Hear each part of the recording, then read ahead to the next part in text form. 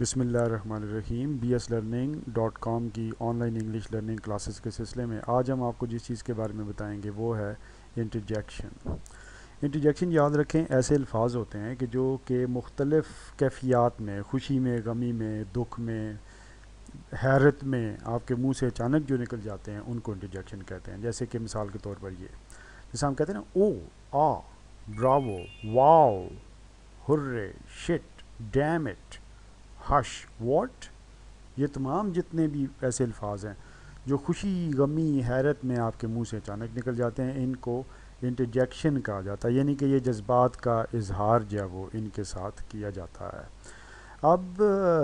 بہت سے ایسے الفاظ ہیں جن کے ڈکشنری میننگز نہیں ہوتے، لیکن کچھ کے ہوتے بھی ہیں، جس طرح سے او، آ، یہ کوئی ڈکشنری میں کوئی یا براوو یا واو یا ہرے، یہ ڈکشنری کی انٹریز نہیں ہیں،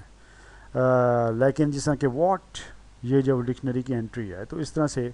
تو اب دوسرا یہ ہے کہ جس طرح دیکھیں یہ نیچے دو الفاظ ہیں، جس طرح گریٹ اور گریٹ، یعنی کہ یہ جو اس میں اور اس میں فرق یہ ہے کہ یہ سمپل ایک ورڈ لکھا ہوا ہے گریٹ، تو یہ گریٹ اس کو پڑھا جائے گا، اس لیے کہ یہ خوشی کا اظہار کرنے کے لیے یہ کہا گیا ہے، اس لیے کہ یہاں پہ سائن آف ایکسکلیمیشن اس کے بعد لگا ہے۔ تو سائن آف ایکسکلیمیشن وہ چیز ہوتی ہے کہ جو کہ ہمیشہ انٹرجیکشن کے بعد استعمال ہوتا ہے۔ بعض اوقات یہ سائن آف ایکسکلیمیشن ایک پورے سینٹنس کے بعد بھی استعمال ہو سکتا ہے، اور اس کا مطلب یہی ہوتا ہے کہ کچھ جذبات کے اظہار کرنے کے لیے سائن آف ایکسکلیمیشن استعمال ہوتا ہے۔ جس طرح کہ اگر یہاں پہ یہ دو سینٹنسز کو آپ دیکھیں، I think it's fun to be here, اگر اس کو اس طرح سے کہا جائے